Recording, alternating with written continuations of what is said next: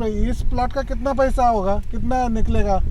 वो तो उछले वाला हाँ, लेकिन कितना सरासरी कितना आएगा आपका अंदाज? 50-60 लाख 50-60 लाख 50-60 लाख रुपए येतील असं त्यांचं म्हणणं आहे। और इसको खर्चा कितना आएगा टोटल? अभी यहाँ से आगे 4 महीने तक खर्चा कितना आएगा?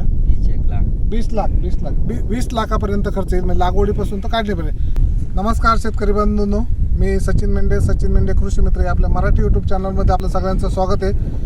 आजचा व्हिडिओ वेगळा आहे।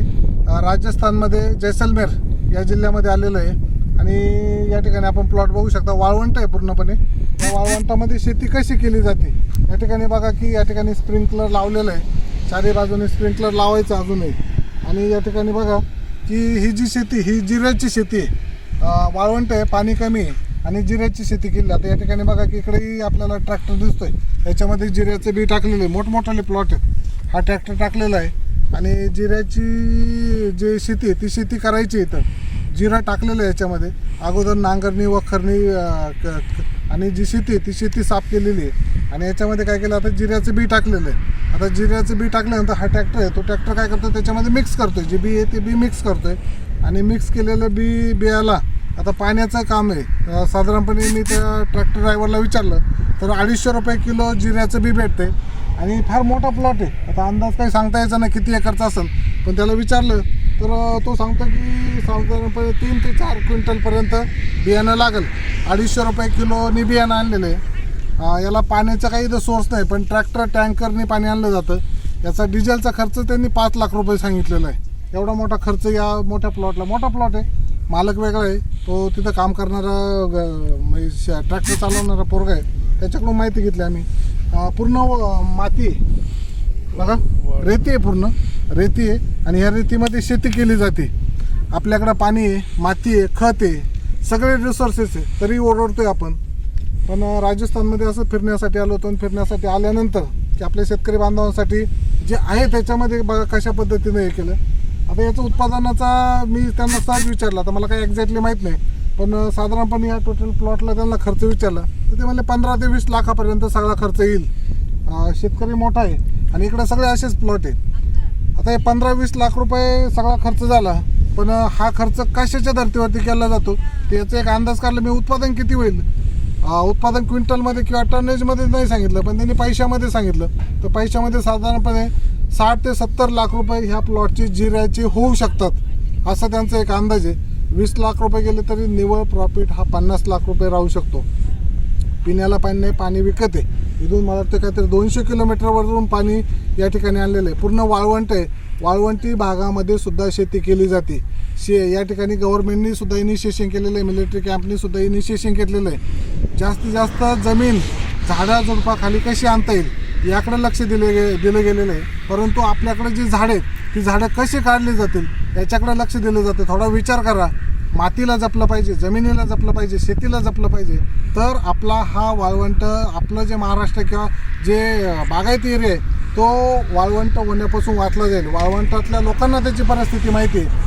सहज एका शेतकरी बांधवाकडे आलो, त्यांचा प्लॉट दिसला आणि थोडंसं वर्किंग चालू होतं आणि त्या वर्किंगच्या आधारावरती फिरता म्हणलं चला एक आपल्या शेतकरी बांधवांसाठी काय नेमकं चालू आहे याची एक मुलाखत घेऊया। साधारणपणे तुमच्यासाठी हा एक थोडासा लॉग तुमच्यासाठी बनवला आहे की जिऱ्याची शेती मी अजूनपर्यंत बघितलं नव्हतं। ते इथं फक्त बी टाकलेलं आहे, त्याच्यामध्ये जमिनीमध्ये गाडण्याचं काम चालू आहे ट्रॅक्टरच्या साहाय्यानं आणि आता याला पाणी सोडणार आहे। काही स्प्रे होतात, ठराविक स्प्रे होतात, पाणी टँकरने आणलं जातं, पाईपलाईननी स्प्रिंकलरच्या साहाय्याने केलं जाते। तो स्प्रिंकलरचा व्हिडिओ जर शक्य झाला तर तो टाकल मी।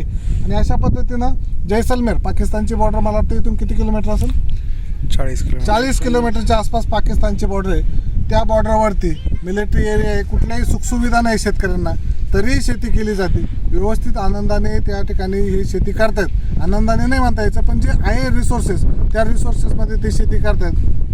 आपल्याकडं पाणी आहे, जमीन चांगली आहे, ऑर्गॅनिक मॅटर भरपूर आहे, कुठेही वांट नाही अजून। जरी पाऊस कमी पडत असला, इकडं पाऊसच नाही, आपल्याकडं कमी पडतं, इथं पाऊसच नाही असं म्हणलं तरी चालेल। इकडे बघा की कशा पद्धतीचे झुडपं आहेत, शेजारचा जो प्लॉट आहे त्या प्लॉटमध्ये कशा पद्धतीने झुडपं आलेलं आहे। याही परिस्थितीमध्ये शेती टिकून आहे। आपल्या राजस्थान आपल्याच भारताचा भाग आहे, बॉर्डरवरचा भाग आहे, वाळवंटी प्रदेश आहे आणि या वाळवंटी प्रदेशामध्ये सुद्धा वेगळ्या प्रकारची शेती केली जाते। ही शेतकरी बांधवांसाठी सांगण्याचा हेतू होता। याचं कारण असं की आपली शेती जपा, आपले जे रासायनिक खतं, रासायनिक जे औषध आहे, केमिकलचा मारा चालू आहे त्याच्यापासून थोडं कुठंतरी मागं या आणि आपली जी जमीन आहे ती जमीन तशाच पद्धतीची सुपीक ठेवा. कारण असुपीक जमीन असल्यावर काय होतं, कशा पद्धतीनं त्रास होतोय. इथं प्यायला सुद्धा पाणी नाही आहे. आम्ही या वाळवंटी भागामध्ये आलो आहे आणि इतक्या मोठ्या प्रमाणामध्ये सुद्धा शेतकरी काय करताय की खर्च करून शेती करताय, उत्पादन होतंय, परंतु जे रिसोर्सेस पाहिजे ते रिसोर्सेस नाही. शुरू होने से पहले एक इसकी कटाई आएगी, कटाई आएगी मशीन से कटाई करते क्या, हाथ से करते. या अभी जो कटाई हुई है इधर प्लॉट है कुछ प्लॉट, उसमें क्या है, उसमें कुछ मूंगफली है, मूंगफली. हाँ, बाकी का जो ऐसा जमा करते हैं वो क्या है, वो चना है, चना है. वो अलग चना है क्या, वो काटे रहते उसको क्या है, उसको ग्वार है, माठ है, माठ, गौर, गौर भी है. अच्छा अच्छा. जो जमा करते हैं, जो ऐसे ट्रैक्टर से फनी रहते हैं, उससे क्या जमा करते हैं, मोट है, मठ, मठ मतलब मटकी, मोट मठ. ऐसे दाना होता है. हाँ, दाना मठ, मटकी बोलते हैं हमारे यहाँ. हाँ, अच्छा अच्छा अच्छा, मठ है. अच्छा, मठ की भी खेती ज़्यादा होती है, ज़्यादा चने की ज़्यादा होती है. चने. और क्या होती है, मूंगफली, मूंगफली होती है. और ये जीरे का होता है इस सीज़न में. ठंड के सीज़न में क्या क्या आता है, जीरा, चना, जीरा, चना, मूंगफली. मूंगफली, मूंगफली भी. पानी कितना दूर है यहाँ से, अभी तो यहाँ से तो 150-200 150-200 किलोमीटर. वो कहाँ से, टैंकर से लाते हैं, ट्रैक्टर से, नहीं सब नहर आती है, नहर मतलब पाइपलाइन, पाइपलाइन. पाइपलाइन से आता है. यहाँ से कितना दूर है नहर, नहर तो यहाँ से तो 2-3 किलोमीटर है. 2-3 किलोमीटर पे पाइपलाइन से आया है. उधर से टैंकर से लाते ना, क्या, पाइपलाइन से लाते. ओके. और डीजल का खर्चा मतलब इंजिन चलाने के लिए डीजल का खर्चा आएगा. इंजन है, ट्रॅक्टर आहे. शेतकरी मित्रांनो, मी तुम्हाला चुकीची थोडीशी माहिती दिली. ट्रॅक्टर आणि जे आलेलं पाणी आहे ते पाणी जे लाईटची सोय नाही इथं, परंतु जे पाणी आहे ते पाणी काय केलेलं आहे त्या ठिकाणी पाईपलाईनने आणलेलं आहे 150 ते 200 किलोमीटरवरून. आणि त्या ठिकाणी इथपर्यंत या शेतात आणण्यासाठी काय केलं जातं की जे जनरेटर, त्या जनरेटरचा वापर केला जातो. त्याच्या डिझेलचा खर्च या ठिकाणी 4-5 लाख खर्च आहे का ना, 5 लाख रुपये खर्च त्यांनी सांगितलेला आहे म्हणजे याला पाणी देण्यासाठी. आणि साधारणपणे 4 महिन्यानंतर याची हार्वेस्टिंग होईल. हे आपलं इस प्लॉट का कितना पैसा होगा, कितना निकलेगा, वो तो उछले वाला हाँ, सारा लेकिन कितना सरासरी कितना आएगा आपका अंदाज, 50-60 लाख. 50-60 लाख, 50-60 लाख रुपये येतील असं त्यांचं म्हणणं आहे. और इसको खर्चा कितना आएगा टोटल, अभी यहाँ से आगे 4 महीने तक खर्चा कितना आएगा, 20 लाख. 20 लाखापर्यंत खर्च येईल. म्हणजे लागवडीपासून तर काढण्यापर्यंत 4 महिन्यांनी काढता येईल.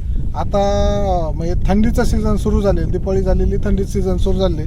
4 महिने उन्हाळ्याच्या सुरुवातीला हे जो जिरे याची काढणी होईल. कितना बाजार मिलता है इसको, आपको मालूम है, इधर मार्केट में कितना मार्केट मिलता है इसको, ये तो बहुत महंगा है. कितना महंगा जाता है, 200 रुपये किलो.